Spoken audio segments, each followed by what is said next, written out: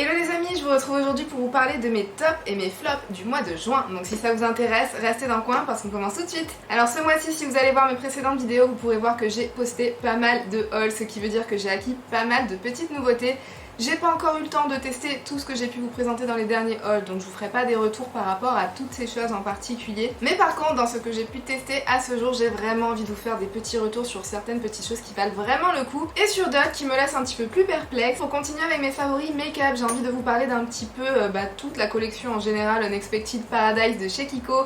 Je vous ai fait une vidéo crash test très récemment et j'ai envie de vous faire un petit retour dans cette vidéo favori parce que franchement j'adore tous les produits que j'ai pu tester de cette collection. Petite mention spéciale pour tous les produits pour le teint. Alors j'ai adoré le blush que moi je possède dans la teinte 01 Shadow of the Earth. Ce blush-ci je l'ai vraiment adoré, super bien pigmenté, super facile à travailler sur la joue et franchement pour le prix c'est un excellent produit. Autre produit que j'adore, alors celui-ci c'est pas exactement celui de la collection Unexpected Paradise mais c'est les mêmes bronzers qu'ils sortent tous les ans. Moi c'est un bronzer que je m'étais procuré dans l'une des dernières éditions limitées de l'été précédent il me semble. Le bronzer c'est un coup de cœur et je vous le recommande mais sans aucun problème. Moi c'est un bronzer que j'adore et que je porte vraiment très souvent au quotidien. Il fait très bien le job de venir vous donner un joli effet bronzé sans en faire trop et en étant très naturel sur les joues. Moi je l'ai dans la teinte numéro 02. Il y a une énorme quantité de bronzer à l'intérieur donc franchement moi je l'utilise depuis maintenant quasiment un an.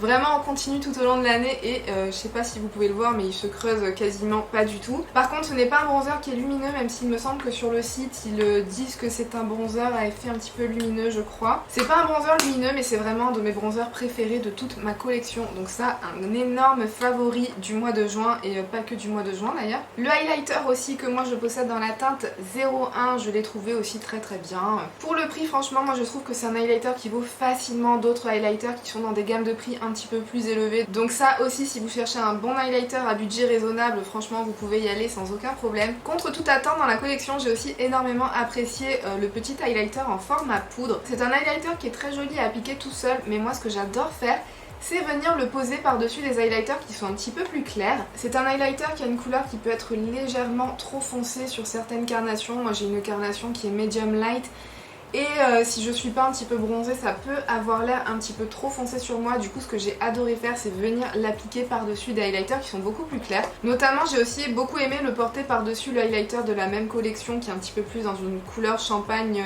assez claire. Mais j'aime bien aussi venir le porter par dessus d'autres highlighters de ma collection qui sont un petit peu trop clairs pour la saison. Et ça vient leur donner une petite touche un petit peu bronzy en plus que j'apprécie énormément et j'adore l'effet de cet highlighter. Il a un effet qui est vraiment très intense sur la joue, très lumineux. Faut pas en mettre trop non plus parce que sinon il contient des micro paillettes à l'intérieur qui peuvent commencer à se voir si on a la main un petit peu lourde. Mais si on a la main assez légère, les micro paillettes franchement elles sont vraiment très discrètes, elles se voient à peine, il faut vraiment les chercher sur la joue. Donc franchement moi j'ai adoré, je vous parle de ça parce que je vous avais dit dans ma vidéo crash test qu'on pouvait voir des micro paillettes à l'intérieur mais franchement les paillettes sont vraiment très discrètes. Faut pas s'inquiéter d'avoir un effet boule à facettes avec cet highlighter-ci et moi comme je vous le disais, c'est une surprise, mais je l'ai beaucoup aimé alors que je m'attendais pas spécialement à l'apprécier plus que ça, mais il rejoint mes favoris du mois. Donc vous l'avez compris, dans toute cette collection, tous les produits pour les joues, je les ai énormément appréciés, mais s'il y a un seul produit que je devrais choisir pour vous recommander dans cette collection qui vaut vraiment le coup, ce sont les rouges à lèvres. Ce sont les Unexpected Long Lasting Stylo. Ce sont des rouges à lèvres qui sont dans un format justement stylo. Merci Océane. Moi j'avais pris la couleur 04, c'est une couleur magenta qui est vraiment sublime, mais alors ces rouges à lèvres aussi, ils sont vraiment excellents, ils glissent tout seuls quand vous les appliquez, ils sont super faciles à appliquer sur les lèvres.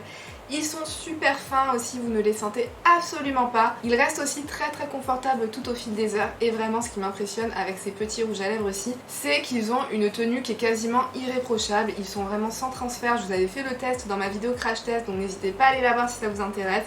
Une fois que vous l'appliquez, il sèche en 10 secondes. Et après vous pouvez faire le test du bisou sur votre main, vous n'avez quasiment aucun transfert, c'est vraiment impressionnant. Du coup la tenue de ce petit truc est vraiment très bonne. Mais alors le truc qui m'impressionne le plus pour ce genre de produit, parce que vous savez quand vous avez des rouges à lèvres mat qui sont vraiment sans transfert, en général ils ont tendance à être assez désagréables sur les lèvres. Ils ont un peu tendance à vous marquer tous les défauts et toutes les stries qui peuvent être sur vos lèvres. Mais alors pour celui-ci, je trouve que c'est pas du tout le cas. Une fois que vous l'appliquez, il a un effet mat mais qui renvoie un petit peu une espèce de petite lumière diffuse. Je sais pas comment vous dire.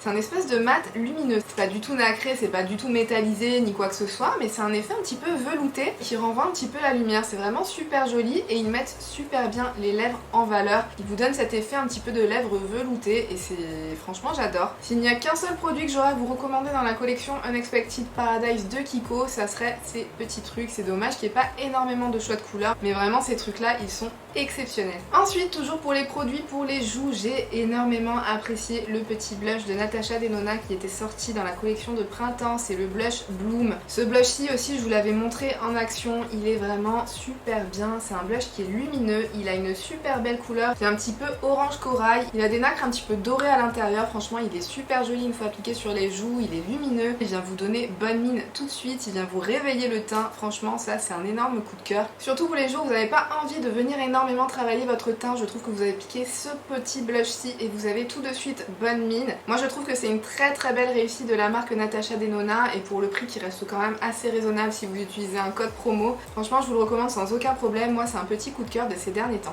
Ensuite dans mes favoris je vais vous parler de deux petits produits de chez MAC de la collection Master Mosaics. Moi j'ai les couleurs Amber Sand, c'est celle du dessous.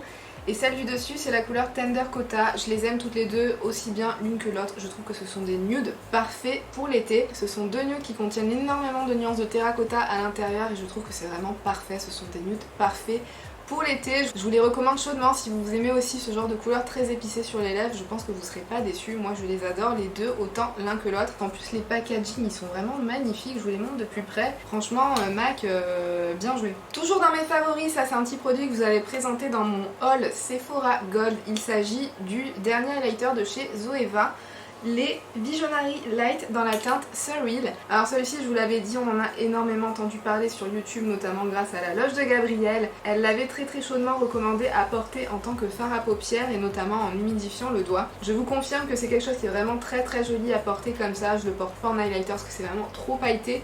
Mais alors sur les yeux c'est vraiment très beau. Moi ce que je fais c'est que je viens en prélever sur mon doigt, ensuite je viens cheater mon doigt avec un petit peu d'eau thermale et ça vient vous donner un truc qui est vraiment très lumineux et très foiled sur la paupière. Quand il est humidifié il est vraiment encore plus beau parce qu'il vient vraiment se fondre parfaitement sur votre paupière. Vous avez vraiment aucun effet de matière, c'est super léger. Mais ça renvoie super bien la lumière et une fois porté en pleine lumière, franchement c'est vraiment splendide. Vous avez toutes ces petites paillettes qui viennent vraiment miroiter sur votre paupière mobile, j'adore. Ensuite ce mois-ci en palette de fard à paupières, j'ai vraiment adoré la palette Bare Necessities de chez Colourpop. Celle-ci aussi je vous l'avais présentée dans un haul il y a quelques semaines. Là ce mois-ci je me suis mise vraiment à bien la tester cette petite palette-ci, enfin cette grande palette-ci. C'est devenu ma palette de nude préférée, ma palette de nude parfaite au quotidien. Quand je sais pas quoi faire, j'attrape cette palette-ci. Vous pouvez vous faire de tout, vous pouvez vous faire des maquillages neutres dans les tons froids, dans les tons chauds, vous pouvez faire des neutres dans des tonalités orangées, dans des tonalités rose gold, dans des tonalités un petit peu plus mauves. Vous pouvez vous faire des smokies marronnés, des smokies bronzes, des smokies dorés, vous pouvez faire vraiment tout ce que vous voulez avec cette palette-ci. En général tous les fards à paupières dans les palettes Colourpop sont vraiment d'une qualité exceptionnelle. Moi ils font vraiment partie de mes formulations de fard à paupières favoris et ça pour un prix vraiment tout petit. Cette palette-ci, mais pour avoir la palette de nude parfaite pour tous les jours, je saurais pas vous recommander autre chose. Après c'est sûr, faut pas être trop dérangé par le format de grande palette de fard à paupières. Moi c'est pas quelque chose que j'apprécie énormément en règle générale. Mais pour cette palette-ci franchement je fais une exception parce qu'elle est tellement complète, elle est tellement bien construite. Et vraiment pour les jours où on n'a pas d'inspiration et qu'on a envie d'aller vite et qu'on a envie de quelque chose qui soit quand même un peu passe-partout, cette palette-ci elle est excellente et je saurais pas vous la recommander assez. Elle est à tout petit prix et moi je vous dis c'est devenu ma palette de nude préférée sans aucun problème. Ensuite je vais vous parler de quelques produits qui sont... En fait j'ai pas vraiment de flop ce mois-ci et j'ai pas vraiment non plus de déception, mais j'ai quelques produits qui m'ont laissé un petit peu perplexe, que j'ai bien aimé mais auxquels j'ai trouvé quelques petites choses à redire. Donc je vais vous expliquer tout ça. Tout d'abord je vais vous parler du highlighter qui était sorti dans la collection bronzer de chez MAC. C'est le Strobe Face Glaze Illuminateur. C'est un highlighter, je sais pas si vous arriverez à le voir, c'est un highlighter qui contient vraiment aucun pigment à l'intérieur. C'est juste un highlighter qui a un fini glossy et quand je vous dis glossy c'est vraiment glossy, même au niveau de sa texture vous avez l'impression d'avoir un gloss entre les doigts. Donc ça va vous donner vraiment cet effet glossy sur la peau. Mais forcément ce genre de texture, elles ont tendance à avoir quelques inconvénients. Le premier inconvénient, c'est que je trouve que quand vous l'appliquez, ça vient faire bouger la matière qui est en dessous. Selon moi, c'est vraiment un highlighter qu'il faut venir travailler en toute petite quantité et être assez précis quand vous l'appliquez. Sinon, ça peut avoir tendance à faire bouger tout ce qui est en dessous et de par sa formulation un petit peu gloss, donc un petit peu collante, du coup vous pourrez vraiment pas venir rattraper ce qu'il y a en dessous, ça c'est impossible avec ce genre de texture-ci. Donc voilà, ça c'est un truc qui m'a laissé un petit peu sur mes réserves parce qu'il faut quand même faire pas mal attention quand on l'applique. Moi ma façon préférée de l'appliquer c'est pour les jours où j'ai envie d'être un petit peu au naturel, où je porte vraiment très peu de choses sur le teint. Autre petit point qui me laisse un petit peu sur la réserve, c'est qu'il a quand même une texture un petit peu collante. Alors si vous exagérez pas avec la quantité que vous venez appliquer, ça sera pas non plus collant au point que vos cheveux viendront s'accrocher dedans, etc. Mais voilà, il faut quand même savoir que si vous venez toucher par-dessus, ça restera un petit peu collant. Et le dernier petit point qui est aussi une conséquence de sa texture, c'est que du coup si vous venez toucher par-dessus sans faire attention, et vous risquez d'enlever complètement la matière. C'est pas non plus le genre de texture qui aura la plus longue tenue. Conclusion, c'est pas un favori, c'est pas un flop, c'est un bon produit mais qu'il faut utiliser quand même sous quelques conditions. Donc du coup, c'est pour ça que j'avais un petit peu envie de vous en reparler parce que je vous l'avais montré dans un crash test et du coup après l'avoir porté un petit peu plus souvent, j'avais envie de venir vous donner un petit peu plus de détails par rapport à ce produit-ci en question. Ensuite, encore un produit où je sais pas trop où venir me situer, ce sont les petits blushs en crème de chez Fenty Beauty. Alors premièrement, en ce qui concerne la couleur, moi c'est la couleur rosé latte. C'est une couleur que j'apprécie énormément. Elle peut avoir tendance à faire un petit peu peur quand on la voit dans le pan, mais une fois portée, c'est le genre de couleur qui vient vous donner un effet un petit peu... je sais pas comment le décrire, c'est un effet un petit peu comme si vous aviez pris le soleil et que vous aviez des petites couleurs sur votre joue. Donc au niveau de la couleur, j'adore.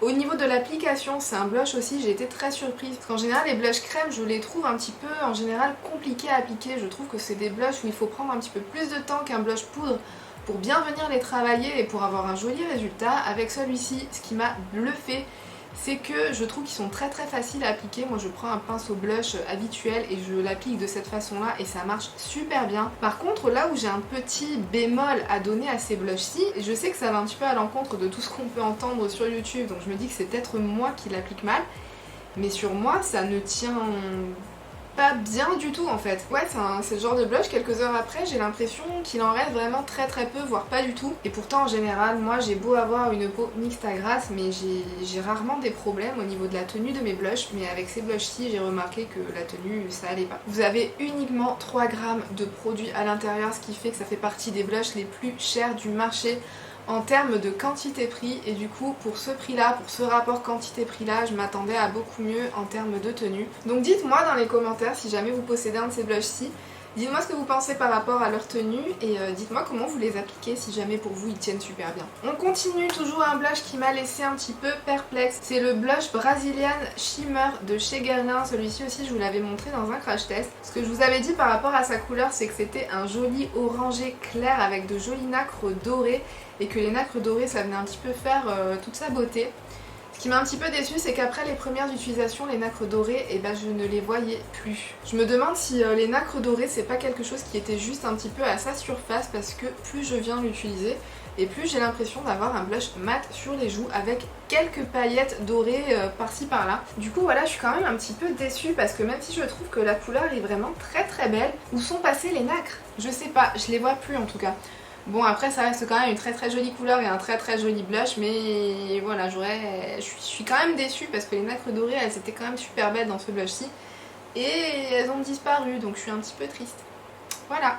Ensuite, encore un autre produit qui me laisse un petit peu perplexe, il s'agit du fond de teint de la collection Unexpected Paradise de chez Kiko. Alors ce fond de teint-ci, déjà c'est un fond de teint qui contient un SPF 30, donc c'est vraiment pas mal. C'est un fond de teint qui a une couvrance légère à moyenne, donc ça personnellement c'est ce que je préfère pour un fond de teint, donc par rapport à ça j'ai aucun problème. C'est un fond de teint matifiant, ça vraiment j'ai été bluffée par ses propriétés matifiantes. Moi j'ai une peau qui est mixte à grasse et en été elle a tendance à devenir juste grasse.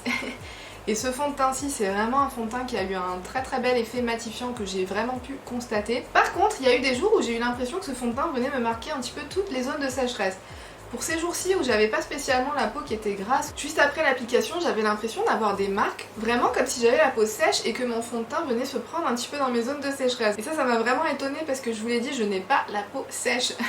Donc comment est-ce que ça se fait que ce fond de teint a réussi à me donner l'impression d'avoir la peau sèche? Je sais pas trop. Ce fond de teint-ci, si jamais vous avez la peau grasse, il est vraiment top. Par contre pour l'appliquer, je vous recommande de mettre une bonne base hydratante juste avant pour bien vous lisser la peau et que le fond de teint vienne glisser tout seul. Et par contre je vous le recommande pas du tout sur un autre style de peau qu'une peau mixte à grasse. Je me dis que sur une peau qui est normale à sèche, je suis pas sûre qu'il aura un très bel effet. Donc voilà, pour résumer, c'est un bon produit mais avec quelques bémols. Et surtout avant de l'appliquer, je pense qu'il faut vraiment venir mettre une bonne base hydratante, et ce peu importe votre style de peau, pour avoir un joli effet sur la peau et qui ne vienne pas vous marquer des zones de sécheresse que vous n'aviez jamais remarqué avant.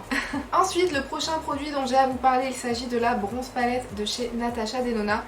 Et cette palette-ci, clairement, je sais pas trop dans quelle catégorie vous la mettre. J'ai envie de vous la mettre dans les favoris parce que c'est quand même une palette que j'aime énormément. J'aime beaucoup les maquillages qu'on peut se réaliser avec, j'aime énormément les couleurs qu'il y a à l'intérieur. C'est un petit peu mon genre de couleur et c'est un petit peu le genre de couleur d'énormément de monde.